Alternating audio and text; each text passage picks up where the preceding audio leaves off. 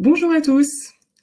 Vous êtes bien dans la salle pour la présentation de Thomas et Carole sur la finalité de différentes pour une entreprise. Je vais leur passer la main, si vous pouvez me rejoindre sur scène.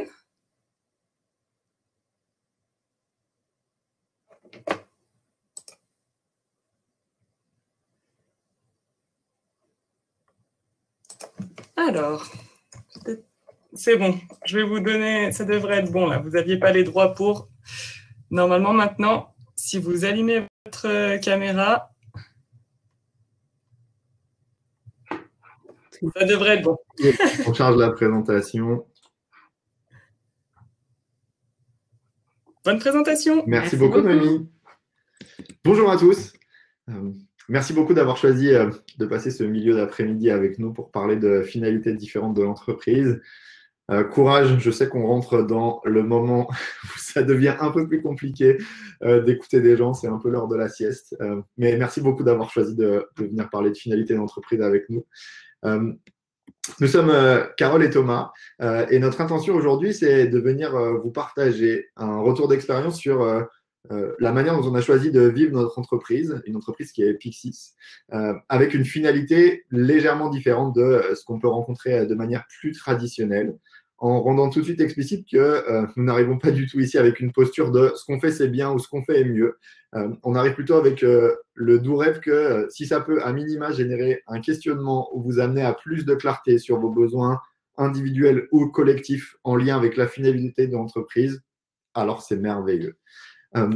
Pour vous en dire un petit peu plus sur nous, nous sommes une société qui s'appelle Pixis, une société de 6 personnes. Et avant de dire ce qu'on fait, on voulait commencer par vous partager le rêve qui est le nôtre. Pixis, c'est une boîte dont le rêve est de croire qu'il existe de nouvelles formes d'organisation qui permettent de soutenir l'émancipation de chacun et chacune. Et c'est à ça qu'on essaye d'œuvrer autant que possible au quotidien. Et la manière qu'on a choisie pour accomplir cela et qui fait du sens pour nous, c'est l'agilité. Et puis, on le fait au travers coaching, facilitation, formation. On ne va pas s'étendre là-dessus. Et encore une fois, notre intention, c'est de vous partager comment on a choisi d'opérer cette société en lien avec la raison d'être que l'on vient de vous présenter. Et avant de partir dans le concret, c'est-à-dire quels sont les thèmes à travers lesquels on a cherché à regarder l'entreprise sous un prisme différent, on avait à cœur de commencer par une histoire qui permet d'illustrer comment on essaie de fonctionner. Et cette histoire, c'est l'arrivée de Carole au sein de Pixis. Et je la laisse vous présenter ça. Alors moi, j'ai envie de débuter par une question qui est qu'est-ce que l'on pourrait poser comme geste ou action pour que Pixis Suisse soit un contexte plus épanouissant pour nous tous? Et ça, c'est la question qu'on s'est posée récemment au sein de Pixis lors d'un point équipe. Il y a encore quelques temps, j'aurais été vraiment déstabilisée, décontenancée par cette question, d'autant plus posée dans un contexte professionnel. Mais aujourd'hui, elle représente vraiment l'illustration, enfin, elle est vraiment l'illustration de la teneur des discussions qu'on cherche à avoir au sein de Pixis. Alors, pour la petite histoire, pour ma part, donc je m'appelle Carole, j'ai 34 ans, j'ai un parcours que je qualifierais de relativement classique, classe préparatoire, grande école, grand groupe. Et il y a 3 ans, après un coaching en développement personnel, non difficilement d'ailleurs, je finis par faire le choix de quitter la société. Fatiguée par vraiment la manière dont on pouvait fonctionner en organisation, malgré des projets qui faisaient vraiment du sens pour moi, puisque je travaillais sur des actions de philanthropie, des actions de responsabilité sociale de l'entreprise, etc. Je décide de quitter ce groupe et au même moment, j'ai connaissance de Pixis par Thomas, j'ai connaissance d'un besoin qu'ils ont de leur côté et je me dis, je suis portée par l'intuition que c'est la bonne prochaine étape pour moi. Et donc, je décide de m'engager dans le projet avec eux. Et à la suite, donc là, ça fait maintenant 3 ans que je travaille pour Pixis et je me rends compte que à l'époque, j'arrivais avec beaucoup de croyances, beaucoup d'attitudes, de craintes et qu'elles ont énormément évolué aujourd'hui. Alors, avec quoi j'arrive à l'époque? J'arrive avec beaucoup de codes traditionnels, beaucoup de schémas de pensée acquises de mes expériences précédentes, de mes formations.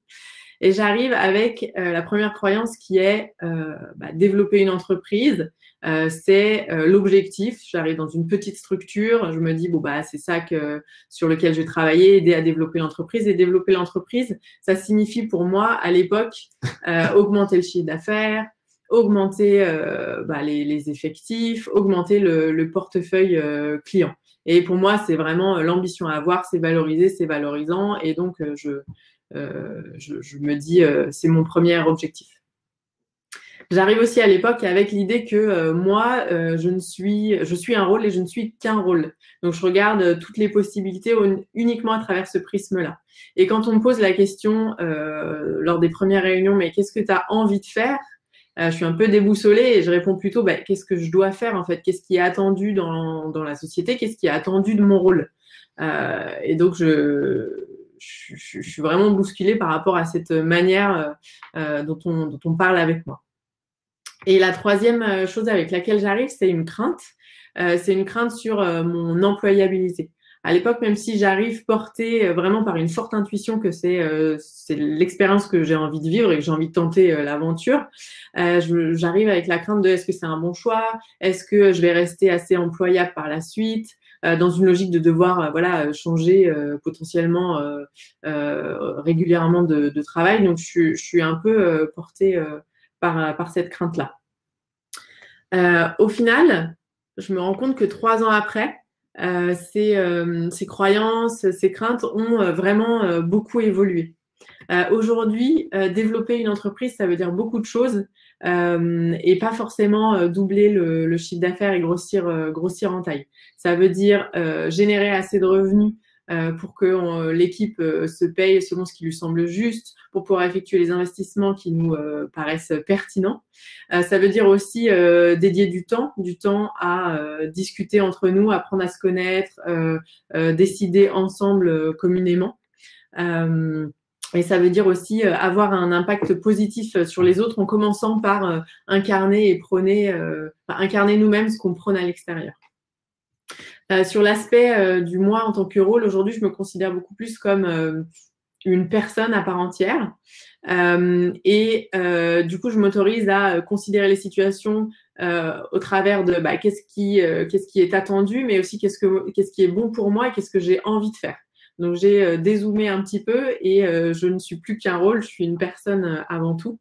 Et enfin, la crainte qui était liée à mon employabilité, aujourd'hui, elle a beaucoup évolué dans le sens où je me sens vraiment actrice et je me sens responsable d'apporter les conditions qui font que je vais pouvoir faire évoluer à la fois le projet de l'entreprise, mon rôle, mon scope. Et j'ai plus cette sensation de me dire, oui, mais dans 2 ans, si je dois changer, est-ce que j'ai développé assez de compétences? Et du coup, le développement des compétences, il est plus drivé par la peur mais plus par l'envie de contribuer, l'envie de faire évoluer en fonction de ce qui me semble bon pour moi et pour le projet d'entreprise. Alors, qu'est-ce qui a fait que j'ai pu vivre ces évolutions majeures? Pour moi, c'est avant tout lié à la manière dont on considère l'entreprise et à sa finalité.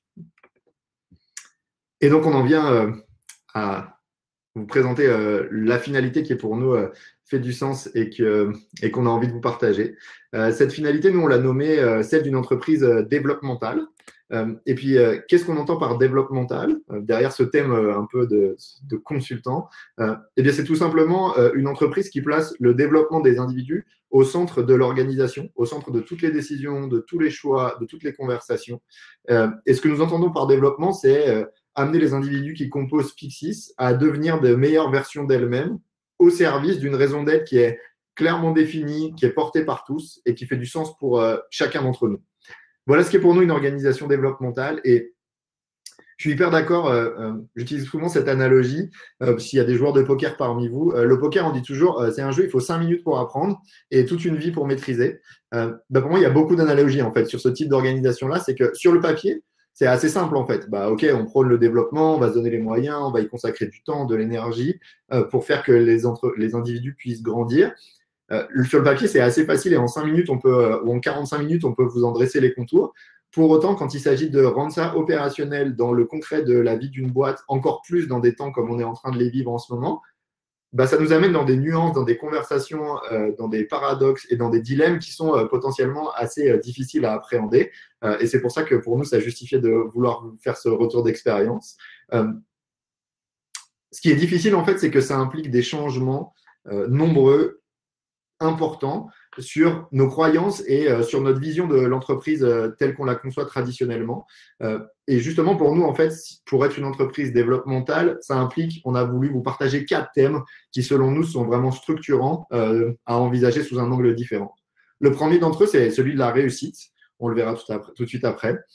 On a également repensé significativement notre gouvernance et notre manière de fonctionner ensemble. On a complètement changé notre rapport au temps et à quelle échéance on envisage la suite de l'entreprise. Et enfin, et évidemment, la manière de considérer l'être humain, l'individu au sein de ce genre de boîte est quelque chose qu'on a beaucoup questionné, et c'est aussi quelque chose qu'on aurait envie de vous partager. Voilà pour le menu d'aujourd'hui. Et je vous propose donc de commencer par le premier de ces thèmes, qui est celui de la réussite. De fait, pour considérer une entreprise comme développementale, ça nous implique à revoir ce sujet-là de qu'est-ce qu'on valorise pour considérer qu'une entreprise est une réussite. Et évidemment, le premier thème sur lequel on nous questionne quand on présente ce fonctionnement-là, c'est celui de l'argent, qui est évidemment central. De fait, Pyxis n'est pas une organisation à but non lucratif. Évidemment, l'argent est quelque chose de clé et de central et elle prend part à beaucoup de nos conversations. Donc, évidemment, c'est quelque chose qu'on va vouloir adresser. Ce qui, selon nous, change, en fait, par rapport à une organisation plus traditionnelle, c'est la manière de le considérer, qui diffère, selon moi, selon 2 points. Le premier, c'est considérer l'argent comme un moyen et non comme une finalité. Ce qu'on a pu observer, en fait, de par nos missions avec différents clients et différentes structures, c'est que ce qu'on remarque, c'est que quand l'argent est érigé en objectif principal ou unique, la manière que l'on a de mesurer la réussite, c'est en communiquant sur combien d'argent, combien d'euros on a levé, en combien de temps il nous a fallu pour doubler notre chiffre d'affaires ou pour le tripler, combien de pourcentage de marge on a augmenté ou quelle part de marché on a su conquérir. Et pour nous, loin de dire que ces éléments-là ne sont pas intéressants ou pas pertinents, bien au contraire, ce qu'on amène juste à voir, c'est que de notre perspective, en fait, c'est incomplet. Et il nous manque la question du sens ou la question de dans quel but, à quoi va servir cet argent supplémentaire, qu'est-ce qu'on sera capable de faire avec cet argent supplémentaire qu'on est incapable de faire aujourd'hui, au service de quoi on va mettre cet argent. Nous, c'est ça qui nous manque en fait, et c'est ça qu'on trouve intéressant de questionner. Et dans ces cas-là, l'argent n'est plus simplement ce qu'on amène, nous, c'est que considérer l'argent comme un moyen, ça amène à considérer un autre aspect qui est selon nous clé pour l'argent, c'est la notion de la suffisance en fait. Selon nous, être capable de répondre à la question qu'est-ce qui est suffisant pour nous en tant que boîte en termes d'argent, ça nous a amené à avoir des conversations assez significatives sur la liberté, sur ce qu'on souhaite accomplir, sur l'épanouissement de chacun. Et pour répondre à un aspect plus concret sur ce sujet-là, comment on l'a appréhendé nous? Eh bien, il y a quelques temps, en fait, on s'est regroupés tous les 6 et on a fait l'exercice de se poser la question de combien d'argent chacun d'entre nous estime avoir besoin pour vivre une vie qui soit à la fois épanouissante et raisonnable. On a sommé ce montant-là et on l'a couplé, additionné à nos besoins en formation, nos besoins en temps ensemble, en séminaire, en retraite. Et tout ça, ça nous a donné en fait un montant global qui nous a donné de la clarté sur de combien d'argent on a besoin chaque année pour faire fonctionner Pyxis. Et pour nous, avoir cette clarté-là, en fait, ça a amené énormément de liberté par rapport à cette notion d'argent. Et on est sorti de cette course effrénée, de fuite en avant, de arriver plutôt à être conscient de quand je fais ce mandat-là en client ou quand je vais faire ce budget, quand j'ai besoin de faire ce mandat-là, c'est au service de ce montant dont on a tous besoin pour faire vivre la boîte et pas nécessairement pour une quête de toujours plus. Donc, c'est ça qui nous a beaucoup aidé. Et le second thème qu'on voulait voir avec lui, qui est assez similaire, c'est la notion de la taille, en fait. Là aussi, on remarque que le monde traditionnel valorise beaucoup, de même que l'argent, la quête du toujours plus, c'est-à-dire que pour réussir, il faut nécessairement grandir, avoir de plus en plus de collaborateurs. Et évidemment, c'est quelque chose qui peut être nécessaire dans certains cas. C'est juste, là aussi, est-ce qu'on est capable de conscientiser au service de quoi on accomplit cette croissance plutôt que de fonctionner par automatisme ou par conditionnement qui est que de toute façon, le but normal de la réussite d'une boîte, c'est de chercher à grossir en cash et en taille. Là aussi, on s'est posé la question de, nous aussi, qu'est-ce qui nous semblerait suffisant en termes de taille et nécessaire pour opérer la boîte selon les valeurs qui nous sont importantes. Et là aussi, on est arrivé au constat que, bon, je ne vais pas vous faire l'affront en tant qu'agiliste de vous expliquer qu'au-delà de 9, une équipe, ça se complexifie, mais nous, on en est arrivé au constat qu'au-delà de 8-9 personnes, on rentrait dans une quête où chaque personne qui allait rentrer en plus serait au service de plus de cash, mais elle se ferait au détriment de opérer la boîte selon les valeurs qui nous sont chères et s'assurer que la raison d'être qu'on a définie continue de vivre. Donc, on est arrivé au clair que Pyxis ne sera jamais une boîte qui gagnera des millions d'euros et on a cherché à privilégier plutôt quelle qualité de relation on a envie d'entretenir et donc dans ces cas-là, combien de personnes maximum on estime avoir besoin pour opérer ça. Donc là, on vous a présenté ce que n'est pas la réussite pour nous ou ce qui nous manque dans notre définition de la réussite et donc on se risque à vous présenter comment on l'envisage avec notre prisme à nous. Pour nous, elle repose sur 3 points. La première, c'est que on estime que la boîte est en condition de réussite si elle est capable de rester pérenne, si on génère la quantité d'argent qui nous permet de survivre et de continuer à opérer la raison d'être qui est importante pour nous. La deuxième, c'est on continue à rendre les individus qui composent la boîte meilleurs, plus conscients, plus en connaissance d'eux-mêmes. Et la troisième, c'est continuer de œuvrer à une raison d'être qui fait du sens pour nous et auquel chacun de nous souscrit. Voilà les critères de réussite auxquels nous, on va porter attention pour considérer que Pyxis fonctionne. Être une entreprise du coup développementale, ça implique selon nous de revoir sa notion de réussite, comme le disait Thomas, et ça implique aussi d'adapter sa gouvernance. Pour nous, comment on voit l'entreprise? L'entreprise, c'est avant tout un cadre, et c'est un cadre qui va s'adapter aux humains qui le composent, et pas l'inverse. Et du coup, notre gouvernance, nous, elle va reposer sur des piliers que je vais évoquer juste après. Et c'est des piliers forts qui vont venir remplacer des modèles plus stricts, plus traditionnels de gouvernance avec des hiérarchies, des règles et des processus. Le premier pilier qui est important pour nous, c'est la raison d'être. Pour nous, c'est important qu'il y ait une raison d'être qui soit à la fois clairement définie, qu'elle ait été définie de manière commune. J'ai vu qu'il y avait pas mal de sujets dans le programme là-dessus. Et surtout qu'elle résonne pour tous et qu'on ait chacun envie de contribuer à cette raison d'être de manière individuelle et collective. C'est vraiment le phare, la direction dans laquelle on va tous aller. Et pour nous, la raison d'être, par exemple, on l'a définie comme incarner de nouveaux possibles afin de permettre l'émancipation de chacune et de chacun. Donc ça, c'est notre raison d'être chez Pyxis. Le deuxième pilier fort sur lequel repose notre gouvernance, c'est la confiance. C'est la confiance en chacun sur le fait que chacun va œuvrer du mieux qu'il peut à cette raison d'être. Et donc, on a défini en fait cette raison d'être qui est le quoi, et on a confiance sur le comment, c'est-à-dire que chacun va œuvrer de la manière qui lui semble la plus efficace, la plus pertinente. Et ça amène énormément de légèreté, en fait. Partir du principe qu'il y a une confiance les uns en les autres, ça lève énormément de choses. Et je vous invite à réfléchir à qu'est-ce qui, s'il y avait une confiance absolue dans votre organisation sur le fait que chacun œuvre du mieux qu'il peut à une raison d'être, à un projet commun, quelles seraient les règles et les processus qui deviendraient alors superflus?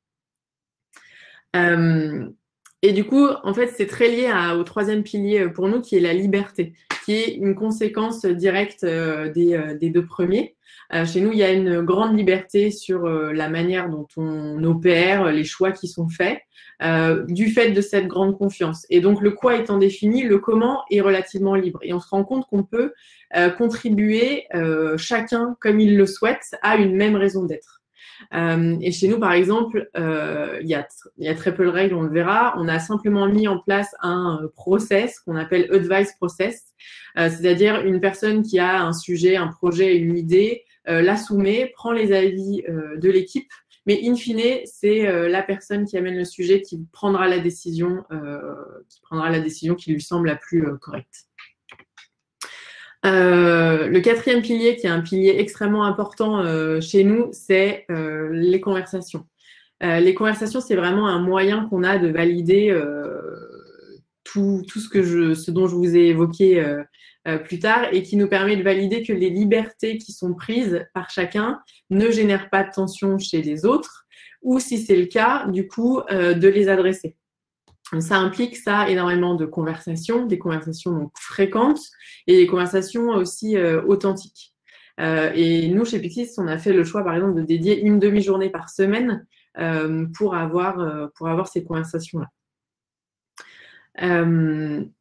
Le cinquième pilier, pour nous, c'est peu de hiérarchie. Donc, on a essayé plusieurs modèles, holacratie, rien du tout. Et au final, aujourd'hui, on se rend compte que on a pris un peu de toutes les expériences, on a pris ce qui fonctionnait, on a lâché ce qui fonctionnait pas. Et on considère que le pouvoir est trop complexe pour être mis dans les mains d'une seule et même personne. Donc, on est une organisation flat. On a des rôles de responsables légal, également d'actionnaires majoritaires, parce que la loi et les formes d'entreprise le demandent. Néanmoins, ces rôles-là ne sont pas associés à un pouvoir supplémentaire par rapport aux autres membres de l'équipe. Et enfin, donc ça, c'est une résultante de beaucoup des éléments que j'ai mentionnés. Il y a très peu de règles. Comme il y a une confiance absolue et une volonté de laisser de la liberté, il n'y a pas de règles sur comment on fonctionne, qu'est-ce qu'on expense, comment on définit les salaires, tout ça. C'est vraiment des points qui sont amenés dans des conversations et basés sur une grande confiance. Du coup, qu'est-ce que ça implique? C'est un modèle de gouvernance qui est extrêmement responsabilisant, qui est extrêmement passionnant aussi parce qu'en constante évolution et à designer jour après jour. Le pendant de ça, c'est que c'est un modèle c'est quelque chose qui est extrêmement chronophage et complexe. Néanmoins, ça provoque, en tout cas moi, après 3 ans chez Pixis et venant d'un environnement plus classique, ça provoque un engagement extrêmement fort. Le troisième sujet que l'on voulait voir avec vous, c'est celui du rapport au temps. Là, pour le coup, on s'est inspiré beaucoup des travaux de Simon Sinek, que je l'imagine que vous connaissez. C'est la personne qui a travaillé, qui a conceptualisé le Start with Why. Et il a travaillé surtout sur la manière de considérer l'entreprise comme je le cite, un infinite game, un jeu infini. Et c'est quelque chose dont on s'est beaucoup inspiré chez Pixis. Et donc, ce que je voudrais vous présenter aujourd'hui, c'est qu'est-ce que ça donne de considérer l'entreprise comme un jeu infini plutôt que comme un projet qui s'inscrit dans une notion de finitude. Pour vous donner quelques éléments, l'Infinite Game, selon Sinek, c'est un jeu dans lequel il n'y a pas de notion de fin. Je pense que le business en est un. Les règles ne sont pas clairement définies. Ce n'est pas un match de foot où on joue à 11 contre 11 avec les règles de hors-jeu, etc. Il y a les lois qui donnent un cadre, mais il y a beaucoup de latitudes qui sont ouvertes aux acteurs pour opérer. Le nombre d'acteurs est inconnu. Et le business, pour moi, c'est l'incarnation de ça. Et le dernier but, le but de l'Infinite Game, c'est pas nécessairement d'être premier, puisque vu qu'on raisonne à horizon infini, la notion de premier et second peut varier significativement en peu de temps. Le but de l'Infinite Game, c'est de rester en jeu. Et c'est selon ces principes-là que l'on a cherché à opérer. Et c'est venu se confronter aussi au constat que l'on a fait en travaillant beaucoup avec des entreprises qui fonctionnent. La majorité des entreprises fonctionnent, selon nous, à horizon fini. En fait, ce que ça amène, c'est que ça vient se confronter au fait qu'on va fixer des objectifs, des échéances avec un horizon défini. Un exemple, c'est on veut avoir x3 sur le chiffre d'affaires d'ici 3 ans, ou on veut avoir gagné 10% de parts de marché d'ici la fin de l'année. Et le fait est, ça amène à se poser la question, qu'est-ce qui se passe si on ne l'a pas atteint à la fin de l'année? Le postulat qui est derrière, c'est qu'il y a toujours un jour qui arrive après la date de l'objectif que l'on s'est donné. Et ce qu'on amène, ce que je trouve intéressant avec l'Infinite Games, c'est trend. Et la tendance dans laquelle on s'inscrit plutôt que est-ce que oui ou non on a atteint le résultat qui a un côté assez binaire de oui-non. Pour autant, est-ce qu'on est capable de mesurer déjà est-ce que le chemin qu'on a emprunté se rapproche de ce qu'on veut accomplir et d'autre part, est-ce que plutôt que de s'arrêter à est-ce que ça a des résultats oui-non, auquel cas on arrête ou on continue, est-ce que ça répond à un besoin, à une envie, à une intuition plus profonde qui permet de justifier qu'on aurait envie de continuer dans cette démarche plutôt que ça n'a pas de résultat, j'arrête. Le meilleur moyen, selon moi, d'expliciter ça, ça va être vous parler du fait que Carole et moi, on est mari et femme, et je pense que c'est un bon exemple de l'Infinite Game. Si l'on regarde le fait de faire, si je me replace une bonne dizaine d'années en arrière, quand j'ai cherché à faire que Carole tombe amoureuse de moi, ce que j'ai cherché à faire là dans ces cas-là, c'est évidemment, je vais mettre en place des actions qui vont me rapprocher de ça. C'est-à-dire, je vais l'inviter à dîner, on va aller au restaurant, on va faire des expos. Et qu'est-ce qui se passe si au bout de 2 mois, je n'ai pas atteint les résultats que je m'étais fixés, à savoir faire qu'on puisse se rapprocher? Si on est dans une logique de finitude, j'ai mis des actions en place, je me suis donné un horizon de temps, ça n'a pas atteint les résultats, je cut. Pour autant, qu'est-ce qui se passe si on se pose la question de est-ce que c'est une cause qui est vraiment fondamentale, importante, qui fait du sens pour moi? Et auquel cas, est-ce que je vais plutôt mesurer le trend? C'est-à-dire, est-ce que objectivement, ce que j'ai fait, ça contribue au fait que Carole tombe amoureuse de moi et auquel cas, ça me donne l'envie et l'élan pour continuer versus juste, je n'ai pas atteint mon résultat au jour fixé, alors j'arrête. Concrètement, qu'est-ce que ça donne que de fonctionner comme ça en entreprise? Avec Pixix, on fonctionne beaucoup selon cet outil que l'on a appelé long and slow et short and fast. Donc, c'est la capacité d'analyser les différentes situations, problèmes, tensions, opportunités qui vont se présenter à Pixix selon ce prisme-là. Du long and slow à long terme et qui va prendre du temps, ou du short and fast à très court terme et qu'on va pouvoir actionner rapidement. Un bon exemple pour ça, c'est la crise que l'on rencontre actuellement avec le Covid qui, comme la plupart des boîtes, je l'imagine, nous a amené à nous questionner sur la notion d'économie et d'argent. Et on a surtout cherché à ne pas tomber ni dans un prisme ni dans l'autre qui serait qu'est-ce qu'on peut faire demain qui fait qu'on économise plein d'argent, c'est-à-dire chercher à relancer les impayés, diminuer nos salaires, couper les outils, etc. Effectivement, c'est une réponse très court-termiste, mais est-ce que pour autant, elle nous met dans des dispositions qui font que dans 6 mois, 1 an, on sera mieux préparé à répondre à ce genre de situation-là? Et donc, on s'est forcé aussi à regarder, OK, maintenant qu'on l'a regardé en short and fast, qu'est-ce qu'elle donne cette situation avec du long and slow? Et c'est là que ça nous a permis de, OK, dans 6 mois, 1 an, qu'est-ce qu'on estime qui serait pertinent pour nous? Et c'est là qu'on s'est dit, probablement que les gens vont être questionner fort dans leurs croyances et développer une offre de coaching individuel en lien avec ces problématiques-là, ça aurait du sens. Monter ce genre d'offre, c'est quelque chose qui prend du temps, qui n'est pas du tout short and fast, et pour autant qui répond à quelque chose qui fait du sens pour nous, qu'on a envie d'offrir et pour lequel on a la croyance qu'il y a une demande. Donc voilà, c'est comment naviguer dans ces deux polarités pour regarder une même situation et ne pas mettre le curseur 100% d'un côté. L'autre chose aussi qu'on a vu, c'est mesurer le trend plutôt que les résultats. Je l'ai évoqué juste avant. Et l'autre point que l'on voulait voir aussi, c'est la notion de pensée systémique qui est forcément liée à ce raisonnement-là, qui est plus on regarde à horizon long terme, plus on doit être capable de développer une pensée qu'on va nommer systémique, c'est-à-dire qui nous amène à prendre en compte beaucoup plus de paramètres pour faire des choix qui sont le plus possible éclairés et pas simplement basés sur quelques éléments. C'est ça que l'on voulait vous dire. Et le dernier point, et si on devait conclure sur ce rapport au temps, en fait, c'est que pour nous, fonctionner avec un rapport au temps qui est plus long terme et avec cette notion de infinite game, ça nous connecte à des notions de l'intuition et des valeurs plus que la rentabilité et l'efficacité. Et ça ne veut pas dire que l'un ou l'autre est meilleur, ça veut juste dire comment on peut inclure ces deux polarités-là dans nos réflexions. Voilà ce qu'on voulait vous dire sur le temps. Et le dernier point que l'on voudrait évoquer avec vous, non des moindres, c'est celui des individus. Comment on essaye pour faire que l'individu soit au cœur d'une organisation que l'on nomme comme développementale? Le premier point qui est clé pour nous, c'est la notion d'incarnation en fait et d'exploration. Comment on va faire ça? Chez Pixix, chacun des sujets auxquels on est confronté va être appréhendé sous 2 axes. Le premier, c'est qu'on va regarder une demande, un besoin, un problème qui arrive, et on va chercher à le régler opérationnellement. Qu'est-ce qu'on doit faire pour résoudre le sujet? Et le second, c'est qu'après avoir traité opérationnellement, on va se poser la question on va prendre un temps assez conséquent pour se poser la question, qu'est-ce que ce sujet vient nous apprendre individuellement et collectivement qui nous permet de grandir en tant que personne et en tant qu'équipe? L'un des meilleurs exemples qu'on voudrait vous partager, c'est il y a quelques mois, notre actionnaire principal a émis la demande de sortir du capital de Pixix. Donc pour nous, ça voulait dire qu'à 6, on devait trouver un moyen de rembourser 250 000 francs pour lui permettre de sortir. Donc on a pris ce sujet sous 2 axes. Le premier, c'est qu'on a pris un temps pour réfléchir à quels sont les moyens qui nous permettent de répondre à la demande de notre actionnaire, combien chacun d'entre nous est prêt à mettre, est-ce qu'on peut solliciter des banques, etc., etc. Et une fois qu'on a exploré ce champ des possibles-là, on s'est posé la question, on a pris un temps assez conséquent sur, en fait, qu'est-ce que cette demande vient chercher chez nous individuellement? En quoi ça vient questionner notre rapport au pouvoir? Est-ce que chacun d'entre nous ressent le besoin de posséder son outil de travail? Est-ce que ça fait du sens de mettre de l'argent? Dans quel moment de nos vies respectives cette demande s'inscrit? Est-ce que ça fait du sens de contribuer sous forme financière à la boîte? Que veut dire l'actionnariat? Est-ce qu'on a envie d'une boîte qui est basée sur l'actionnariat? Quelle autre option? Le but d'avoir ces conversations-là, en fait, c'est que ça permet à chacun d'être plus au clair sur c'est quoi mes besoins, c'est quoi mes envies, c'est quoi le projet auquel j'ai envie de contribuer.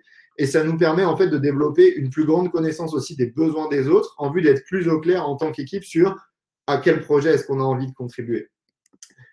Donc ça, c'était le premier point. Le second, c'est que de fait, fonctionner avec cette intention-là, ça implique de développer des compétences interpersonnelles et de communication assez différentes de celles qui sont potentiellement valorisées dans des organisations traditionnelles. On va beaucoup valoriser chez Pyxis et chercher à développer la capacité à rester ouvert dans des conversations qui sont difficiles, ne pas tomber dans le jugement, mais rester beaucoup dans la curiosité, chercher à comprendre l'autre plutôt qu'avoir des conceptions, des jugements, développer une forte empathie, être capable d'avoir un challenge qui soit bienveillant sur de nombreux sujets. Et tout cela, pour nous, le moyen qu'on a trouvé pour y répondre, c'est que 100% des gens chez Pyxis, bon, on n'est pas nombreux, mais 100% des gens chez Pyxis sont soit coachs certifiés, soit ont suivi des programmes de coaching en développement personnel pour développer à la fois ces compétences-là et une connaissance plus grande d'eux-mêmes dans ce collectif. C'est quoi les conséquences, en fait, de fonctionner sur ce prisme-là autour des individus? Je pense que la première, c'est que lorsqu'on a questionné nos collègues avant de faire ce talk, tous nous ont dit que, en fait, ça arrive à une conséquence de je suis capable de dire en fait que j'aime mon job. Et aimer son job, ça ne veut pas dire que 100% ou tout ce qu'on fait au quotidien nous nourrit pleinement et qu'on trouve ça incroyable. Ça veut juste dire que même s'il y a des éléments qui sont moins sexy, qui nous plaisent moins, on évolue dans une boîte dans laquelle on se sent pleinement acteur et avec laquelle on est tellement aligné en termes de raison d'être que on a la sensation de contribuer à une cause qui est un peu plus grande que nous et qui donc nous fait ressentir cette chose de je ne pourrais pas travailler ailleurs en fait que dans cette boîte. Et l'autre chose que ça amène, qu'on voulait partager avec vous, c'est que selon nous, faire ce choix-là en fait, d'organisation développementale, ça a des valeurs à la fois en interne et en externe. En interne, c'est que pour moi, il y a un sentiment de valorisation qui est très fort pour les gens, dans le sens où on investit vraiment sur chacun d'entre nous. Il y a un sentiment d'appartenance aussi qui est vraiment développé parce qu'on est tous co-acteurs de l'opération de la boîte. Et ça nous permet de développer des qualités de conversation qui aident à adresser un niveau de complexité significativement plus grand que des organisations traditionnelles où le pouvoir est plutôt réparti dans un nombre restreint de personnes. Donc, c'est ça que ça nous amène pour nous en interne. Et en externe aussi, ce qu'on a pu réaliser, c'est que en faisant le choix de chercher à développer chacun pour le ramener vers une version plus proche de son plein potentiel, on se rend compte que c'est là que chacun d'entre nous œuvre au mieux pour Pyxis auprès des clients. Donc, faire ce choix-là, ce n'est pas un choix nombriliste, ce n'est pas un choix à peine perdu ou à fond perdu. Au contraire, oui, on y dépense de l'argent, du temps, de l'énergie, et pour autant, on remarque que ça contribue beaucoup à la réussite de la boîte. Voilà pour les 4 thèmes qu'on voulait aborder avec vous. Si on devait réunir tous ces concepts-là en 2 choix, selon nous, ça serait celui de choix et celui de conscience. En fait, même si certaines personnes nous disent ça a l'air cool, mais en même temps, c'est compliqué, il y a un écosystème qui est différent, on est beaucoup, etc. C'est évident. Il y a des contextes qui sont plus compliqués que d'autres pour implémenter ça. Et, in fine, ça reste quand même la résultante d'un choix, le fait d'œuvrer dans ce type d'organisation. Et c'est ça qu'on voulait vous partager. Et plus on développe la conscience de chacun, plus on sera capable d'avoir des choix éclairés en termes de quelle finalité d'entreprise. C'est ça qu'on avait envie de vous partager. Et du coup, pour terminer, on voulait vous partager, vous faire écouter une chanson qu'on aime beaucoup avec Thomas et qui, selon nous, illustre vraiment le talk. Alors, j'avais perdu la souris. On vous met en lien. C'est un chanteur québécois. Donc, on vous met dans le chat les paroles. Ça vaut le coup de les ouvrir en même temps pour être sûr de bien saisir toute la teneur de la chanson. Et on vous partage la vidéo. Hop. Et on vous souhaite une belle écoute.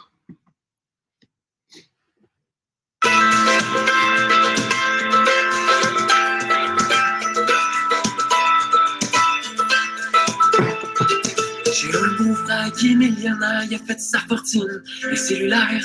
Le mois passé, il est parti en vacances, quelque part dans les îles, la délivrance. Il s'est trouvé un hôtel pas trop cher, quelque chose comme 2 fois mon salaire. Avec une vue sur l'Atlantique, non mais c'est pour avoir du fric. Tout était presque parfait, sauf un petit quelque chose qui l'intriguait. C'était tous les débuts d'après-midi, un homme dormait devant chez lui. Fait qu'une journée un peu curieux dit: excusez-moi monsieur, j'ai une question à vous poser. Qu'est-ce que vous faites de vos journées? Le bonhomme d'à peu près 35 ans, Basaniti, qui m'appelle Fernandier. Pour ça, prends le temps de t'asseoir, je te dirai tout ce que tu veux savoir. Mon beau-frère, toujours pressé, hésitait à prendre le thé. Mais il s'est dit qu'une histoire triste, ça lui rappellerait à quel point il était riche. Fait qu'il s'est assis sur sa manière pour pas salir ses culottes en s'y parlait. Il en m'a conté son histoire, comme s'il le faisait tous les soirs. Ben le matin, je me lève vers 6 heures, puis je saute sur mon bateau de pêcheur. Je ramène une coupe de poisson pour ma femme et mes 2 garçons. Après-midi, je prends ça mollo. Je fais une petite sieste, je suis bord de l'eau. Je viens chez nous, toujours à temps, voir le soleil sur l'océan.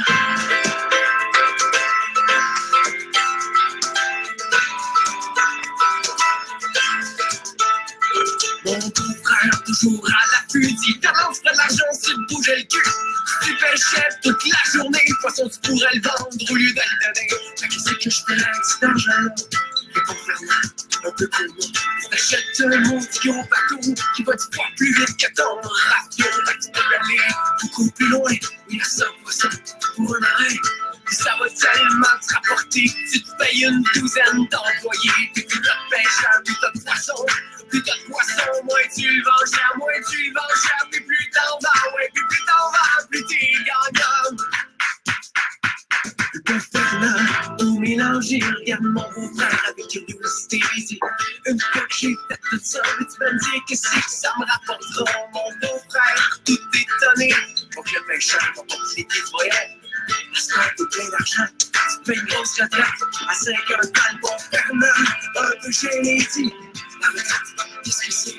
Je veux pas avoir la poésie, mais ce mot-là, on le connaît pas ici. Fait que mon beau-frère se ferme les yeux, il se concentre. Il sourit un peu, il pense à grosse retraite qui va se payer. Il livre le fond de ses pensées. Ben le matin, je me lèverai vers 6 heures, chaudry, ça me dit bateau de pêcheur. Je ramènerai une coupe de poisson pour ma femme, rester à la maison. L'après-midi, je prendrai ça de mollo. Je fais une petite sieste sur le bord de l'eau. Je rentrerai chez nous tout juste à temps, voir le soleil sur l'océan. On aurait dit que c'est à ce moment-là que la riche est devenue un autre gars. C'est comme si le beau-frère avait compris que Fernand était plus riche que lui. Aujourd'hui, mon beau-frère est pêcheur, quelque part au sud de l'équateur. L'après-midi, il prend mollo avec son chum Fernand sur le bord de l'eau.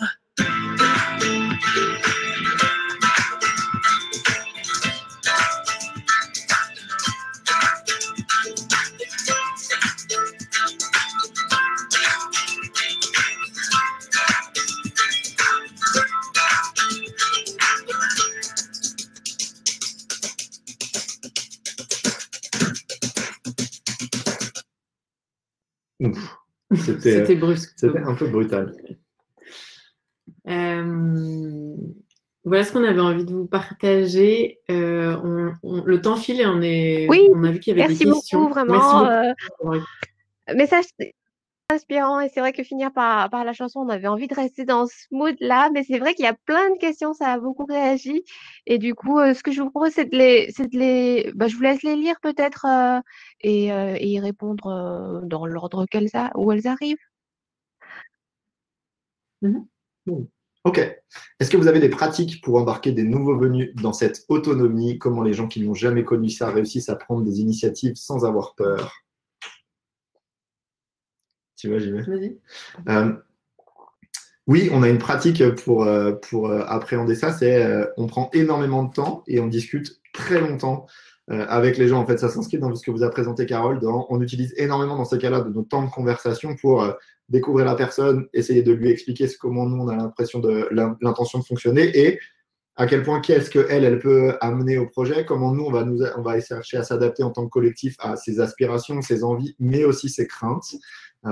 Donc voilà, il n'y a pas du tout de formule toute faite. Pour moi, l'alchimie entre les gens, c'est bien trop complexe pour être répondu par un processus. Donc il y a faire confiance dans la capacité à chacun de rendre explicite ses besoins, ses envies, ses craintes et se dédier le temps pertinent nécessaire pour y arriver collectivement. C'est la manière que l'on a de fonctionner. Pouvez-vous développer sur les conversations, le format?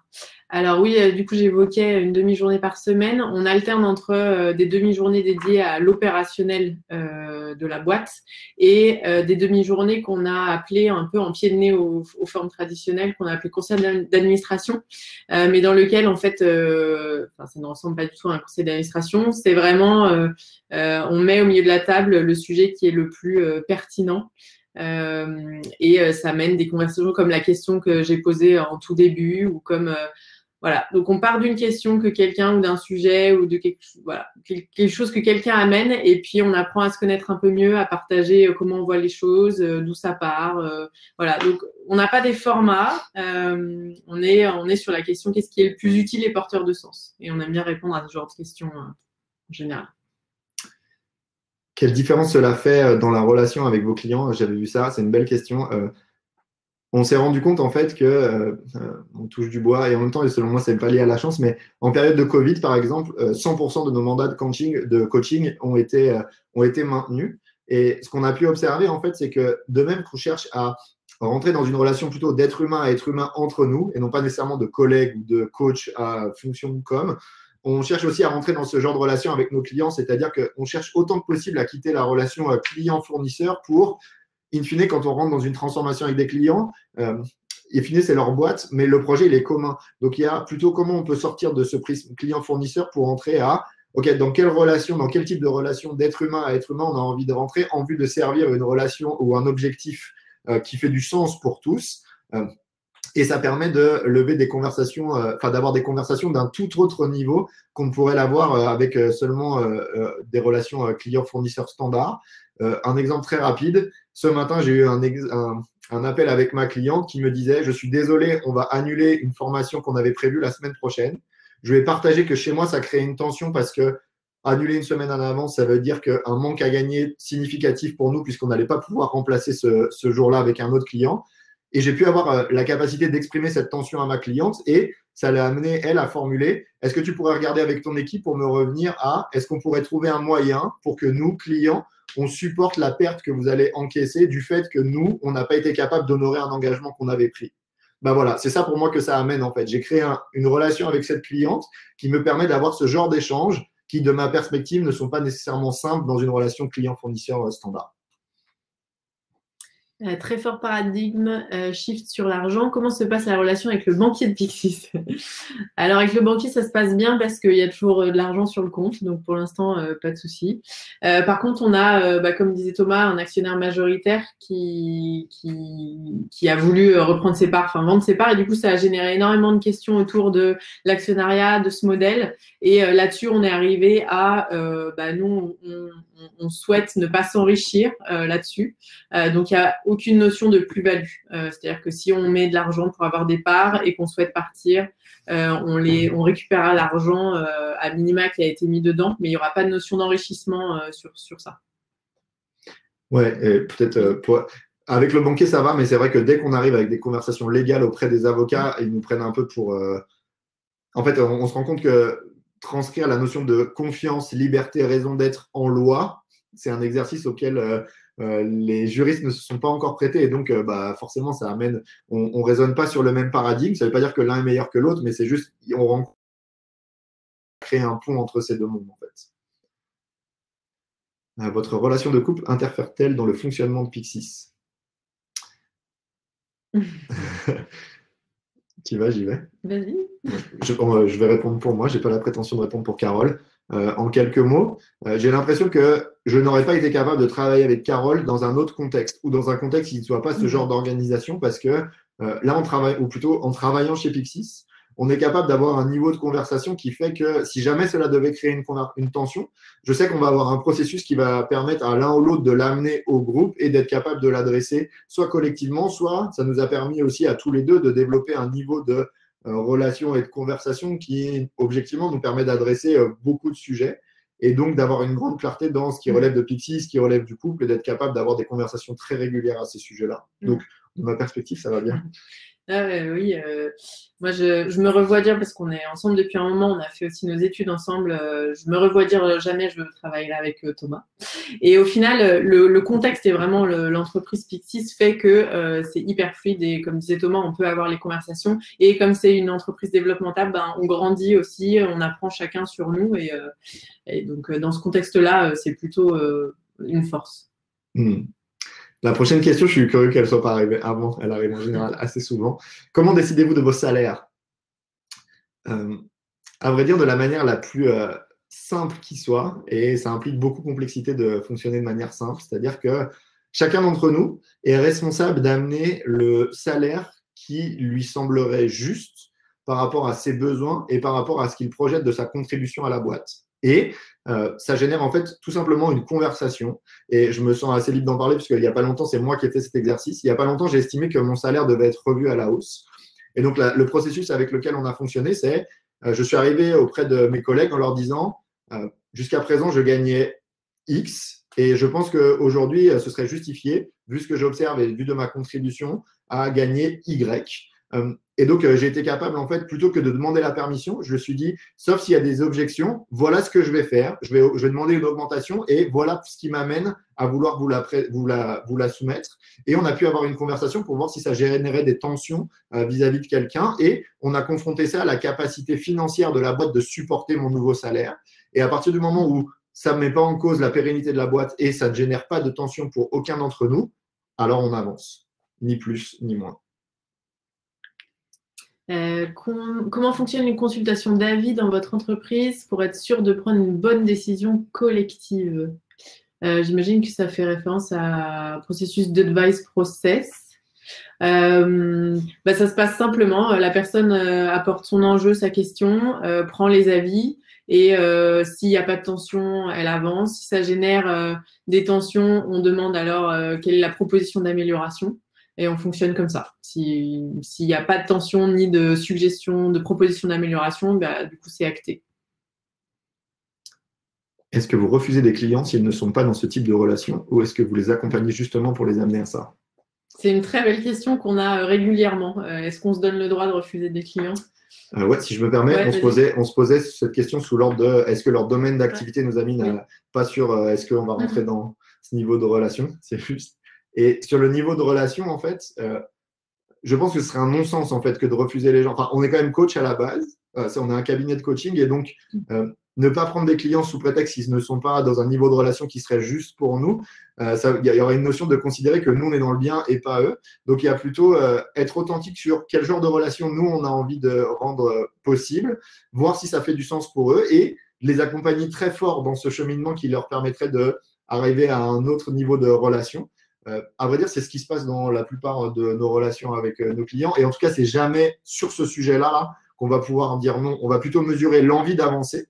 Et s'il y a l'envie d'avancer, pour nous, c'est le seul critère qui fait sens, en fait, sur le fait de collaborer avec quelqu'un, indépendamment de la raison d'être ou du domaine dans lequel. Après, on essaie toujours de mettre en balance, et c'est des discussions de fond, le besoin financier de la boîte, est-ce que ça fait sens d'un point de vue business, et puis est-ce que la personne a envie aussi d'accompagner, et c'est toutes ces composantes-là qui font que on discute au cas par cas. En fait, on a du mal à poser une règle stricte parce que c'est très évolutif, ça dépend des personnes. J'étais en train de tiquer sur la dernière question parce que on ne l'a jamais posée. Avez-vous le sentiment d'avoir perdu quelque chose avec ce mode de fonctionnement, d'avoir sacrifié tel ou tel point? Je réfléchis depuis tout à l'heure. Je ne sais pas, moi, si c'est lié à ce mode de fonctionnement, mais par exemple, moi, dans Pixis, je suis en fonction support, donc je ne suis pas en direct tous les jours aux côtés des clients. Ce qui il me manque quelque chose de l'ordre de travailler en équipe beaucoup plus régulièrement. Au day-to-day. Moi, c'est la seule chose et c'est ça que j'avais répondu à la question quelles actions on pourrait porter pour que Pixie soit plus épanouissant. Et en même temps, on travaille aussi au sein d'un réseau avec d'autres structures qui sont portées par la même philosophie derrière. Et je me suis rendu compte que c'était aussi à moi d'aller chercher ça, en fait, d'aller proposer des projets, d'essayer de trouver ça. Ma réponse. Toi? Amen. Non, mais toi? Qu'est-ce que j'ai perdu, moi? Ou est-ce que tu as l'impression d'avoir sacrifié des choses? Je pense que c'est se fait au sacrifice de ce que je percevais avant de rentrer chez P6 comme une certaine forme d'efficacité. Soyons clairs, ce genre de gouvernance ou ce genre de fonctionnement-là, ça prend beaucoup plus de temps que d'avoir quelqu'un qui tranche. C'est évident. Mais pour nous, on a préféré œuvrer à quelque chose qui fait plus de sens pour nous qu'à l'efficacité. Mais je nommerais quand même une forme d'efficacité. Est-ce que vous n'êtes pas prêt de tout gérer? Comment vous avez quelqu'un qui n'aurait pas l'énergie à un moment donné de s'investir autant? C'est la dernière question, c'est comme vous voulez, vous pouvez l'adresser. Après, peut-être que les gens vont partir, mais c'était pour dire que du coup, Merci beaucoup. Merci à toi. Moi, en toute transparence, au début, le fait de devoir prendre beaucoup de temps et qu'il n'y ait personne qui tranche, au final, c'était assez épuisant. Et je pense que ça correspondait au moment où j'étais en changement de paradigme. Et ensuite, aujourd'hui, ça l'est plus parce qu'il y a une notion de priorisation, parce que j'ai changé de mindset. On fonctionne beaucoup par sprint, par priorisation. Qu'est-ce qui a le plus de valeur là pour les prochaines 2 semaines? Donc moi, ça me fatiguait beaucoup au départ. Ça va beaucoup mieux maintenant. Et la dernière chose, c'est pour moi, il y a quand tu as le sentiment d'œuvrer à quelque chose qui est juste pour toi, qui sert tes collègues et tu as la conviction que ça amène quelque chose qui est au monde, qui est juste pour toi. Pour moi, la notion de crever ou d'être crevé ou de pas d'énergie ou de pas d'investissement, ça a vraiment switché en fait. Pour moi, il y a une notion de est-ce que j'œuvre à quelque chose qui fait du sens versus est-ce que je fais mon travail, ce qui est différent en fait pour moi. Et quand on le regarde sous ce prisme-là, on développe une énergie qui, de ma perspective, est sans commune mesure avec je fais mon job en fait. Voilà ce qu'on avait envie de nous dire. Et c'est trop chouette. Merci beaucoup merci beaucoup pour vos retours là. Merci beaucoup. C'était une session super inspirante avec. Vous avez partagé le chemin que vous avez fait, les questions clés qui sont hyper interpellantes comme qu'est-ce qui est suffisant, qu'est-ce qui est juste. C'est des questions qui sont effectivement très fortes et qui résonnent et qui peuvent nous aider aussi à faire un bout du chemin. Donc, c'est très, très chouette. Vous pourrez voir dans le chat les échanges qu'il y a eu. Et j'invite tout le monde, toutes les personnes à donner vos avis sur le rôti. On a mis le lien dans le chat, on peut peut-être le remettre. Ou à échanger aussi avec Carole et Thomas. C'est vrai que là, il y a un petit temps de pause avant les prochains ateliers dans cette salle ou dans les autres salles. Et donc, c'est aussi l'occasion de pouvoir échanger en privé. En tout cas, merci beaucoup. C'est vraiment une très belle session. Et merci beaucoup, Aurélia. À bientôt. Merci, Noémie.